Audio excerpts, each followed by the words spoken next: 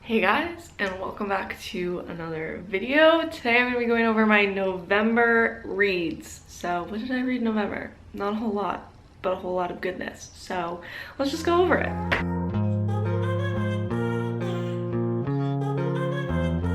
The first book I read in November was It Starts With Us by Colleen Hoover. Everyone knows about this book by now, but this is the sequel to It Ends With Us, and I did not love this at all. I know this is like hit or miss, like some people loved it, some people hated it. In my opinion, you'll love this book if you love the cheesy endings of romance books, because that's essentially what this entire book is.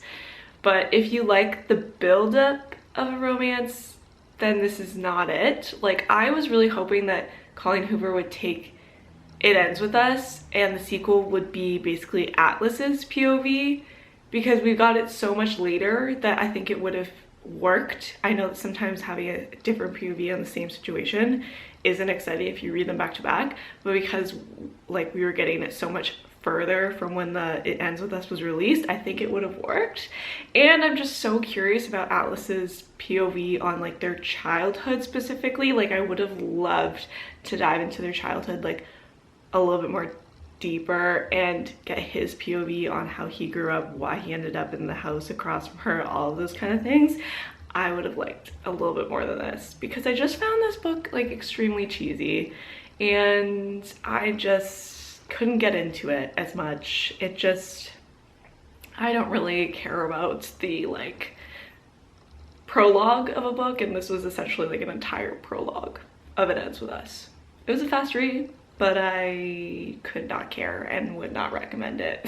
The second book I finished this month, because it took me forever, was The Ninth House by Leah Bardugo. Okay, so The Ninth House is about a girl named Alex who goes to Yale, and she's basically kind of recruited there, and because she can see grays, which are essentially kind of like ghosts. I know that people are gonna hate on me for saying that, but essentially they are ghosts. They are people who are dead, who are like living on the university as well as another university, and she's just the only one that can see them.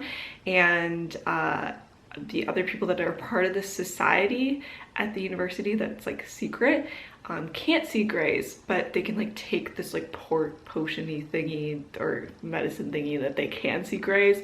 But she's unique because she always sees them like all the time, and it's fun because it's a little bit creepy. Like, this book is like kind of creepy the entire time because you can see them. It reminds me a lot about like Sixth Sense, that movie, really popular one where the one kid can always see dead people.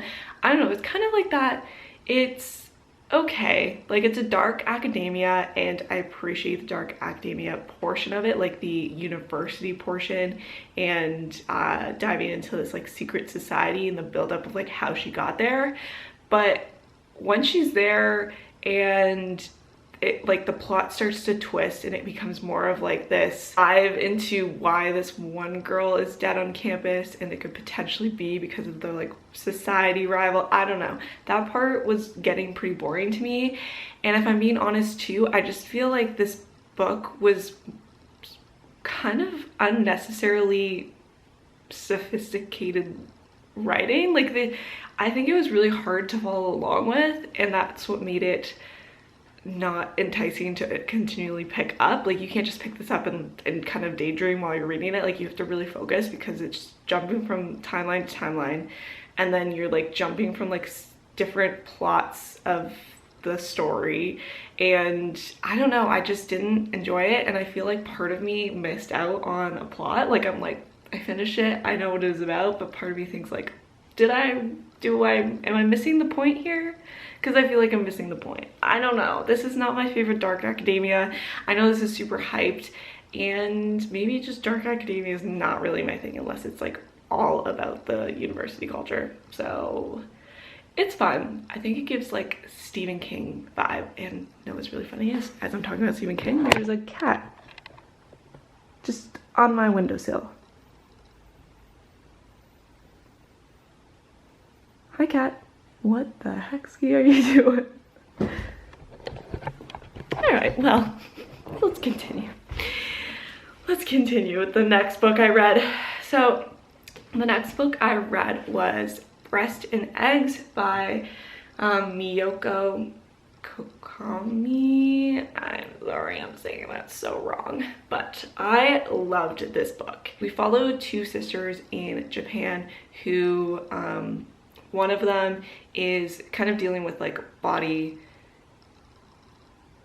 dysmorphia. Like she wants to look different and she's trying to get breast implants, and she kind of goes through this journey of like wanting to be someone different. She grew up raising a kid pretty young, and now she's like feeling that her identity as a female that she was used to being as like younger has changed as she's gotten older, and she's just can't like, she's really feeling ageism essentially, and she really wants to be back into her youth. And it's a journey of her and her sister and her being a mother, like coming to terms with where she is currently kind of in life. And then the other secondary plot, because this kind of goes into like two books but it's still the same characters, is the other older sister who wants to have a child but she cannot have a child because she's, well, I mean she could, but she's by herself, so she can't have a child in a typical way that you would. So she's looking into like getting like being able to have someone give her the sperm so that she can have a child by herself. And so she's dealing with the grappling of like, what is it like to have a baby by yourself instead of with a partner, and what do people think of that in around her, and then also those kids who have been raised that way in the past, how they feel about being raised that way, and is this a path that she really feels that she can take on herself? Is she ready to be a mother? She really wants to be, but like what does that mean for her? Like what does motherhood actually mean for her, and why do we crave motherhood? Like it dives into all these like very specific female topics, and it's really, really interesting. I think this author always does a great job at diving into topics and being able to like depict how we feel, and you know, that inner dialogue that we have that's like is very common across people but is not always acknowledged.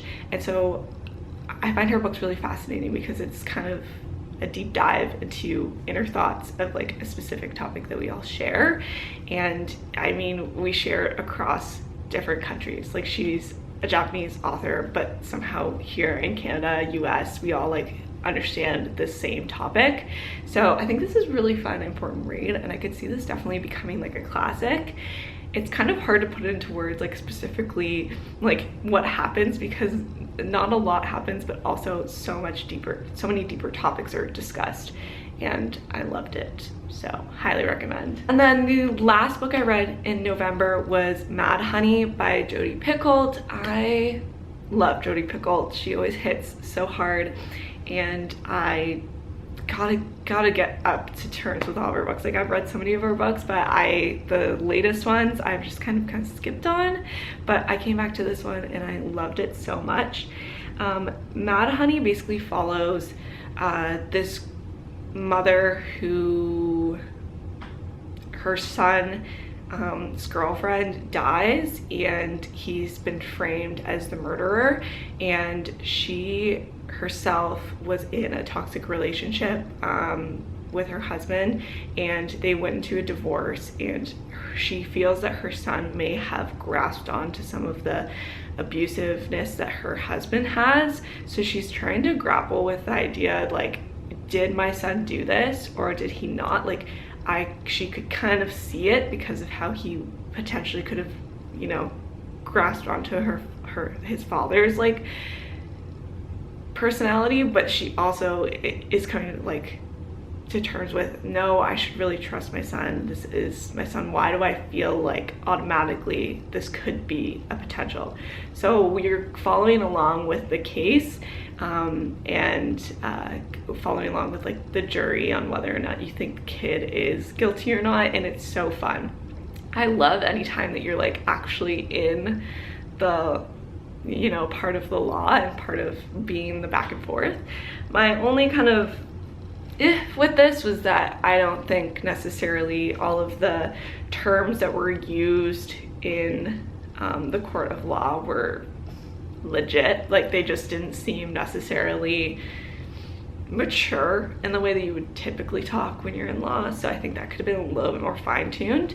But I also really loved that, well, I feel like Jodi always does this with every book, is that she puts a twist on it that is so specific to political or like topics that we're going through currently within the culture. So I don't want to spoil this, but she does put a spin on the relationship that her son has with his girlfriend Lily, and then you're all of a sudden diving into that specific cultural discussion that we are having now and what it means, and also what it means in court.